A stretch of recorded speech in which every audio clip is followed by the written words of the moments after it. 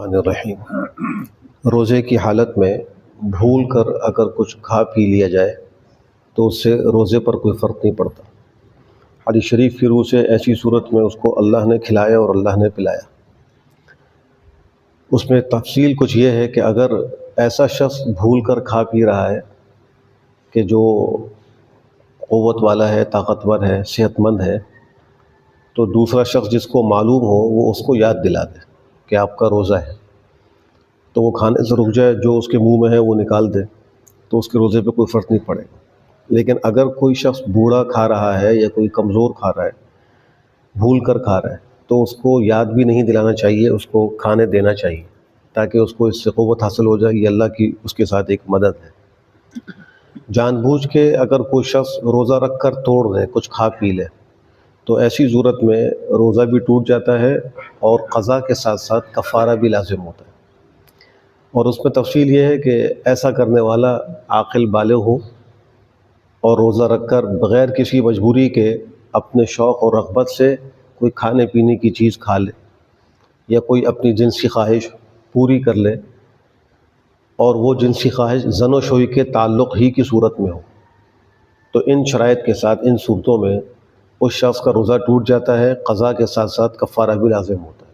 اور کفارہ جو ہے وہ 2 مہینے کے مسلسل لگاتار روزے ہیں، اس میں اگر ناغہ ہو گیا تو دوبارہ اس کو شروع کرنا ہوگا۔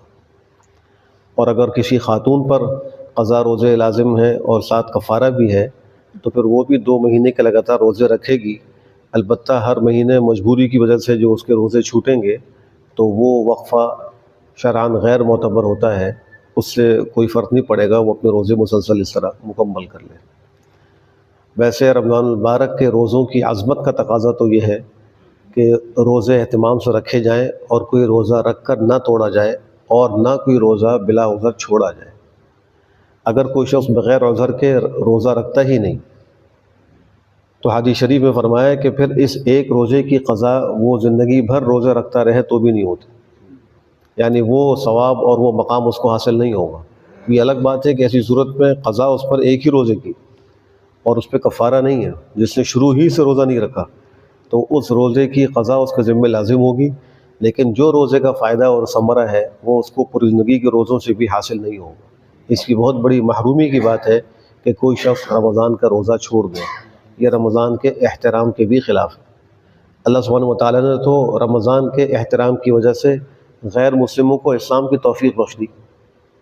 ایک غیر مسلم رمضان المبارک کے مہینے میں اس نے دیکھا اپنے بیٹے کو کہ وہ سب کے سامنے کھا پی رہا ہے، علی اعلان کھا پی رہا ہے، تو اس نے اس کو ڈانٹا اور کہا کہ یہ مسلمانوں کے روزے کا مہینہ ہے اور تم اس میں سب کے سامنے کھا رہے ہو، اس کی بے احترامی کر رہے ہو۔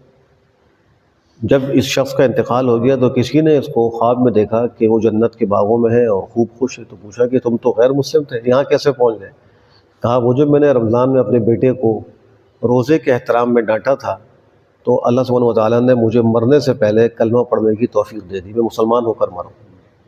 تو جب اللہ غیروں کو رمضان کے احترام پر اتنا نواز سکتا ہے تو مسلمانوں کو کتنا نوازے گا؟ اس لیے اس کا بھی خوب خیال رکھنا چاہیے۔ دوسرا، اگر کوئی شخص بھولے سے افطار کا وقت سمجھ کر روزہ کھول دے اور حقیقت میں افطار نہ ہوا ہو تو وہ اس کا روزہ نہیں ہوا اور اس کو اس روزے کی قضا کرنی ہوگی۔